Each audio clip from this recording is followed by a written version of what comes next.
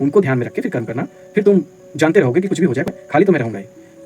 अंतिम में बचेगा तो सिर्फ परमात्मा ही जो है, जो अभी है, इसी पल है, हर पल है, कल भी था, आज भी है, वही बचेगा। ध्यायतो विषयान पुंसा संगस तेसु उपजायते। इसको छू रहा हूँ तो इसको टच कर रहा हूँ और टच करके अंदर फील कर रहा हूँ, तो ये मेरे त्वचा का, स्किन का विषय है। समझ रहे? ये मेरे होते हैं, लोगों का ड्रेस होता है, उनका खान पान होता है, उनका रहन सहन होता है, कारें होती हैं, बंगला होता है, फिर जो भी चीज़ें मैं देखता हूँ, हज़ारों चीज़ें हैं। तो डिजायर हो रही है उसे पा लेने की, उसको मेरा अपना बना लेने की। ठीक है, इसको अब ये ग्रोथ आगे अलग तरीके से मेरा नाश करेगा। मुझे जीवन में लोग जो अनफुलफिल्ड होते हैं, शांत नहीं हो पाते हैं, कहीं पहुँच के भी, कुछ पा के भी, कुछ लेके भी, हमेशा एक अधूरापन, अधूरी ख्वाहिश, एक एक मतलब एक झंझलाहट, एक अशांति जीवन में जो लगी रहती है, उसके कारण को कृष्ण बता रहे हैं। कृष्ण किसी को कहीं जाने से, कुछ पाने से, कुछ करने से, कोई कर्म करने से उसको रोक नहीं है। कह रहे हैं कि उसको समझो, बेहतर ढंग से समझो कि ये तुम कब तक, कहाँ तक, किस सीमा तक जाओगे तो तुम्हें लगेगा कि तुम सेटिस्फाइड हो गए। तो जैसा कि मैंने कहा था कि आगे आने वाले वीडियोज़ में हम गीता के श्लोक छोटे वीडियोज़ के माध्यम से समझने की कोशिश करेंगे। अक्सर हम एक बार में पूरी गीता पढ़ने में और उसको समझ पाने में समर्थ नहीं होते, तो छोटे छोटे श्लोकों के माध्यम से उसके कंटेक्स्ट को समझने की कोशिश करेंगे। तो अभी जो मेरे दिमाग में एक श्लोक आ रहा था, जिसको हम अभी व्याख्या उसकी समझने की कोशिश करेंगे। हम डे टू डे लाइफ के हिसाब से उसको समझने की कोशिश करेंगे कि वो उसको कैसे जोड़ के अपने डेली के जीवन को देख सकते हैं। इसको अगर हम बेहतर ढंग से समझें तो हम शायद बेहतर ढंग से एक्ट कर पाएंगे डे टू डे लाइफ में। तो श्लोक 61, 62, 63 वहाँ पे विषय आता है कि अर्जुन, ये जो इंद्रियां हैं, जो सेंस ऑर्गन हैं, ये बहुत मजबूत हैं। तुम इनको कितना भी समझाने की कोशिश करो, इनको तुम प्रकृति के और अपने विषयों से उनको मोड़ने की कोशिश करो, ये बार बार तुम्हें उसके और खींच के लेके जाएंगे, अपने विषय वस्तु को खोजने के लिए बार बार भटकेंगे, भागेंगे, तुम्हें दौड़ाएंगे, तुम्हें परेशान करेंगे। तो उसमें एक श्लोक आता है, ध्यायतो विषयान पुंसा संगस तेसु पजायते संगत संजायते कामा कामा क्रोधो भी जायते। कहते हैं कि ध्यायतो विषयान पुंसा, अगर हम, जैसे कि हम विषय, ये हमारे 5 सेंसेस हैं, 5 सेंस ऑर्गन हैं, जिसमें कि त्वचा हो गई, स्किन, जिससे हम कुछ टच करते हैं, समझते हैं, फील करते हैं कुछ भी। फिर हमारी ये नासिका हो गई, जिससे कि हम स्मेल लेते हैं, सुनते हैं। फिर जीवा हो गई, जिससे हम स्वाद लेते हैं। कर्ण हो गए, जिससे हम सुनते हैं। और एक बच रही है, आँख हो गई, जिससे कि हम देखते हैं।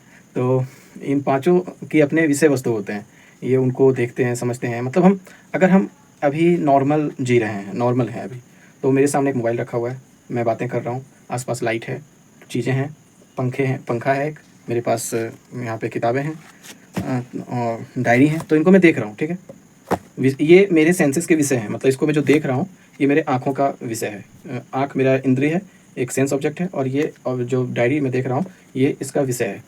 और अगर मैं इसको छू रहा हूँ तो इसको टच कर रहा हूँ और टच करके अंदर फील कर रहा हूँ, तो ये मेरे त्वचा का, स्किन का विषय है। समझ रहे? ये मेरे मतलब स्किन, मेरा जो त्वचा है वो एक सेंस ऑर्गन है, इंद्रिय है, और उस इंद्रिय का ये विषय है, विषय वस्तु है। तो ऐसे ही हमारे स्वाद का, जीवा का अपना विषय वस्तु होता है, वैसे हमारी नासिका का, सूंघने का, स्मेल का अपना विषय वस्तु होता है। और सुनने का, जो क्या हम सुनते हैं, क्या हम सुनना पसंद करते हैं, उनका अपना विषय वस्तु होता है। तो वो कहते हैं कि ध्यायतो विषयान पुंसा संगस तेसु पजायते संगत संजायते कामा कामात क्रोधो भी जायते। कि अभी मैं इसको देख रहा हूँ, ठीक है, मैंने देखा इसको, अब मैं इसके बारे में लगातार सोचूं। मान के चलो ये तो मेरे पास अभी है कि ये जिसको मैं जैसे चाहूँ वो कर सकता हूँ, तो इसके बारे में मैं बहुत ज़्यादा सोचूंगा नहीं। मैं सोचूंगा क्या, मान के चलो मैं रोड पे चल रहा हूँ, विभिन्न प्रकार के चीज़ें होती हैं, लोग होते हैं, लोगों का ड्रेस होता है, उनका खान पान होता है, उनका रहन सहन होता है, कारें होती हैं, बंगला होता है, या फिर जो भी चीज़ें मैं देखता हूँ, हज़ारों चीज़ें हैं। तो उन 1000 चीज़ों में से कोई एक चीज़ अगर जिसके बारे में मैं लगातार सोचने लग जाऊँ, ठीक है, तो उनको लगातार सोचने से क्या होगा, उनमें हमारी आसक्ति आएगी। सेंस ऑब्जेक्ट जो है, जो विषय हैं, विषय को लगातार मनन करने से, उसके बारे में सोचने से उसके प्रति हमारी आसक्ति आएगी। मन राग, उससे स्टिक करने की कोशिश करेगा, उसको पाने की, उसको अपनाने की, उसको खोजने की, उसको देखने की, मतलब कि मैं से जोड़ने की, कि वो मेरा हो, मेरे वस्तु हैं, मुझे मिलना चाहिए। इसको वो जितना कंटेम्पलेट करेगा, उतने ज़्यादा वो उनसे अटैच्ड होगा, उसके बारे में, उससे वो उसका राग उसके प्रति आएगा। ध्येतो विषयान पुंसा संगस तेसु पजायते, अटैचमेंट क्रिएट हो रहा है उसके संग से, संगत संजायतो कामा, उस संगत से, उसके बारे में जो कंटेम्पलेशन हो रहा है, उसके जो थिंकिंग हो रही है लगातार, उससे काम की उत्पत्ति होती है। काम की उत्पत्ति मतलब डिजायर, उसको पाने का, मतलब किसी चीज़ को मैं बार बार सोचूं तो उसके बाद मुझे उसकी डिजायर हो रही है उसे पा लेने की, उसको मेरा अपना बना लेने की। ठीक है, इसको आप लाइफ के डिफरेंट डिफरेंट एस्पेक्ट में देख सकते हैं। अभी मैं रोड चलते कोई कार देख रहा हूँ, ठीक है, अब 1000 प्रकार के कार हैं। अगर मैं हर दिन किसी एक कार के बारे में सोचने लग जाऊँ मन में, और मैं मन में उसके बारे में कंटेम्पलेट करने लग जाऊँ, दिमाग लगाने लग जाऊँ कि नहीं नहीं नहीं, मुझे तो ये चाहिए, मुझे तो ये चाहिए, मुझे तो ये चाहिए, अब तो मुझे वो चाहिए, तो उससे मेरी आसक्ति, अटैचमेंट उससे क्रिएट होगा, और उस अटैचमेंट से मुझे डिजायर मेरी लगातार उसके प्रति आने लगे कि मुझे वो चीज़ चाहिए ही चाहिए। अब उससे क्या होगा, कामात क्रोधो भी जायते, डिजायर से काम क्रोध की उत्पत्ति होती है, क्योंकि हर डिजायर तो पूरी हो नहीं सकती और हर समय में पूरी नहीं हो सकती। अगर मैं अभी कुछ चीज़ चाह रहा हूँ तो उसका एक पर्टिकुलर रिस्पेक्ट होगा, टाइम होगा, उसके प्रति उसका कर्म होगा, उस लायक होना होगा, तो जाके मुझे वो चीज़ मिलेगी। लेकिन अगर कोई चीज़ मुझे मिलती है तो उसके बाद फिर मैं उसकी डिजायर भी तो ख़त्म हो जाती है। हम लालची, डिजायर सिर्फ डिजायर लेके नहीं आती अपने साथ, वो लोभ भी लेके आती है। तो वो जो डिजायर है, फिर ग्रीड है, डिजायर कभी क्वंच नहीं होता कि मुझे ये मिल गया तो मैं क्वंच हूँ, सेटिस्फाइड हूँ लाइफ में, वो और बढ़ता है हमारे मन में, वो और बढ़ता है। किसी चीज़ को पा लिया तो वो उससे बेहतर की तलाश करेगा और कंपेयर करेगा, और कंपेयर करने के लिए तो विषय वस्तु हज़ारों हैं दुनिया में, चाहे वो कोई भी वस्तु हो सकती है, घर हो सकता है, कार हो सकता है, बंगला हो सकता है, फ़ोन हो सकता है। तो हर बार मुझे कोई नए काम की उत्पत्ति मेरे अंदर होती है, और उस काम की जो आपूर्ति नहीं हो पा रही है अगर अंदर से, तो उससे क्रोध की उत्पत्ति हो रही है। एक बात मैं बता देना चाह रहा हूँ कि अर्जुन राज परिवार से थे, उनके पास बहुत कुछ था, ठीक है, वो एक अच्छा जीवन जी रहे थे, ठीक है, युद्ध कौशल भी था उनके पास, और न्याय अन्याय की जो बात भी हो, लेकिन वो एक राज्य के लिए लड़ रहे थे, ठीक है। तो यहाँ श्री कृष्ण ये नहीं कहने की कोशिश कर रहे हैं कि तुम कोई डिजायर करो ही ना, बिल्कुल एकदम वो हो जाओ, बिल्कुल साधु हो जाओ, भाग जाओ। इस स्वभाव को समझो, और स्वभाव को समझने के साथ साथ अपने मन को भी समझो कि ये कैसे काम करता है। अभी अगर ये चीज़ मैं नहीं जानता और अनजाने करता, तो मैं तो हर बार दुख बनाता अपने जीवन में, 50 चीज़ें देखता, 50 तरह की चीज़ें देखता, 50 तरीके के लोग देखता, उनको सोच के, उनको समझ के कि मैं, मुझे उनके जैसा होना है, मुझे वो करना है, मुझे अब ये करना है, मैंने तो आज नई चीज़ देख ली है, मुझे वो पाना है, मुझे तो अब ये चाहिए, मुझे तो अब इस अपने दोस्त के साथ मैं सेटिस्फाइड नहीं, मुझे कोई और दोस्त चाहिए, या सिंपल मुझे आज मैं अपनी गर्लफ्रेंड के साथ सेटिस्फाइड नहीं हूँ तो मुझे कोई और गर्लफ्रेंड चाहिए, कोई और लड़की चाहिए, कोई और लड़का चाहिए। तो इसके पीछे का कारण आप देख रहे हैं कि मन जिस चीज़ को जितनी बार सोचता है, जितनी देर तक सोचता है, उसको उस चीज़ से उतनी आसक्ति पैदा होती है, समझ, उतना ज़्यादा आप उसके प्रति राग उत्पन्न होगा। किसी चीज़ को आप विजुअलाइज करें बहुत ज़्यादा तो, और उस राग से काम, डिज़ायर कि वो मेरा होना चाहिए, वो जो मुझे मिलना चाहिए, और वो डिज़ायर की आपूर्ति अगर नहीं हो रही है, पूर्ति नहीं हो रही है, वो फुलफ़िल नहीं हो रही है, तो उससे क्रोध की उत्पत्ति, मुझे गुस्सा आएगा, मेरे कॉन्फ्लिक्ट आएंगे मेरे काम में, मैं जो चाहता हूँ वो वैसा हो नहीं रहा है, मैं जो करना चाहता हूँ वैसा हो नहीं रहा है। अब ये क्रोध आगे अलग तरीके से मेरा नाश करेगा, मुझे वो समझना ज़्यादा आवश्यक है कि ये कैसे मेरा नाश करेगा। जीवन में लोग जो अनफुलफिल्ड होते हैं, शांत नहीं हो पाते हैं, कहीं पहुंच के भी, कुछ पा के भी, कुछ ले के भी, हमेशा एक अधूरापन, अधूरी ख्वाहिश, एक एक मतलब एक झंझलाहट, एक अशांति जीवन में जो लगी रहती है, उसके कारण को कृष्ण बता रहे हैं। कृष्ण किसी को कहीं जाने से, कुछ पाने से, कुछ करने से, कोई कर्म करने से उसको रोक नहीं रहे, कह रहे हैं कि उसको समझो, बेहतर ढंग से समझो कि ये तुम कब तक, कहाँ तक, किस सीमा तक जाओगे तो तुम्हें लगेगा कि तुम सेटिस्फाइड हो गए। तुम कहीं तक भी चले जाओ, तुम सेटिस्फाइड नहीं होने वाले हो। तो इस चीज़ को अगर तुम समझते हो, इसको अगर तुम देखते हो कि विषय वस्तु हमेशा बदलते रहेंगे, तुम उनके प्रति अगर राग उत्पन्न कर रहे हो, सोच रहे हो, तो तुम अपने लिए फिर दुख के नए कारण बनाओगे, ठीक है। तो इसका मतलब अगर मैं ये चीज़ जानता हूँ, इसका मतलब ये नहीं कि मैं आगे का जो प्रयत्न है वो करना छोड़ दूंगा, या फिर मैं जो कुछ इसको मैं समझ के करूँगा कि अच्छा 1000 चीज़ें हैं तो मुझे 1000 चीज़ों की ख्वाहिश नहीं करनी है, मुझे शांत रहना अभी सीखना होगा, मुझे खुश रहना अभी के पल में सीखना होगा जो मेरे पास मौजूद है। और उसके बाद जो महत्वपूर्ण है, जो मुझे जीवन में, जीवन के जो मूलभूत चीज़ें हैं या एक्सपेक्ट हैं, जो चाहिए, जो मुझे करना है, जो मेरा स्वभाव है, मैं उस और अपने जीवन को ले जाने की, मोड़ने की कोशिश करूँगा, वो पाने की कोशिश करूँगा।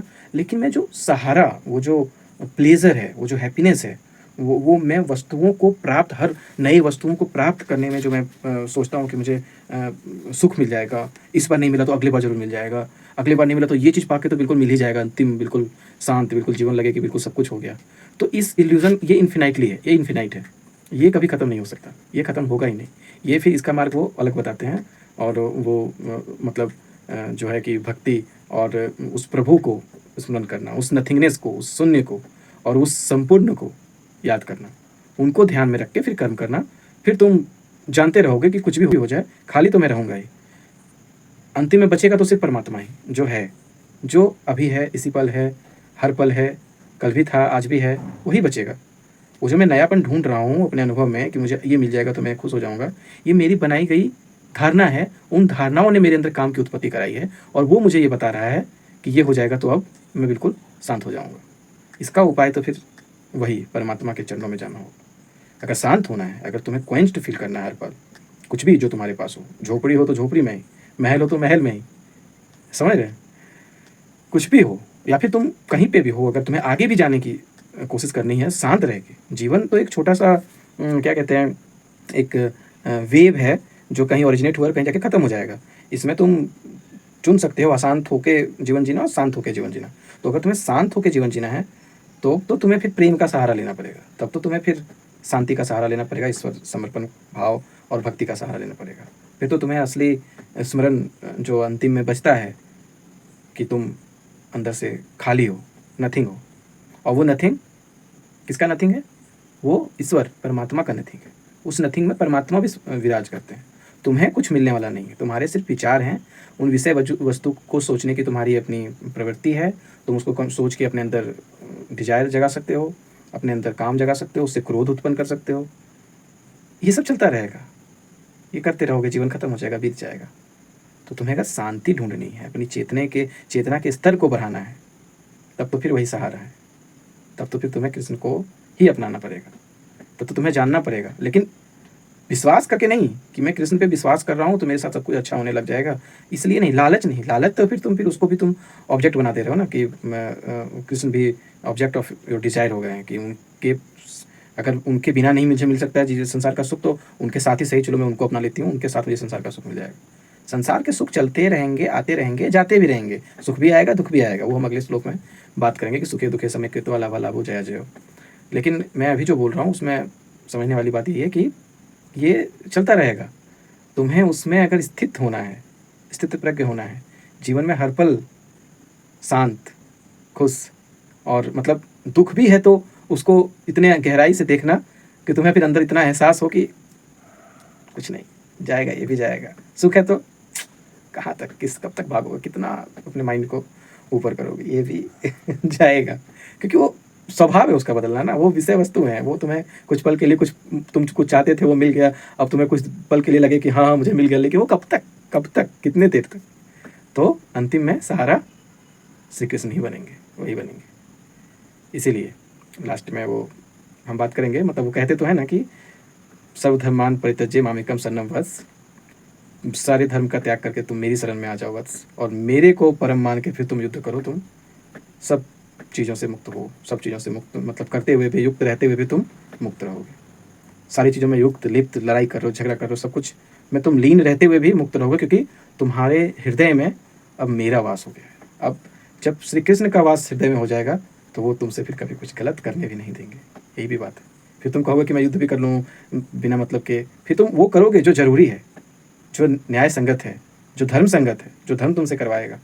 लेकिन तुम फिर ज़बरदस्ती अपने वो पुराने पाश्विक डिजायर को कंटिन्यू नहीं रख पाओगे, क्योंकि फिर तुमने किसको अपना डोर दिया? कृष्ण को। तो कृष्ण को अगर डोर दिया तो तुम्हें फिर वो ऊपर उठाने की कोशिश करेंगे, चेतना के स्तर पे तुम्हें ऊपर उठाने की कोशिश करेंगे। फिर तुम्हें वो डाउनजर नहीं बनाएंगे, होशपूर्वक जीना सिखाएंगे। तो ये हो गई बात आज की। नमस्ते।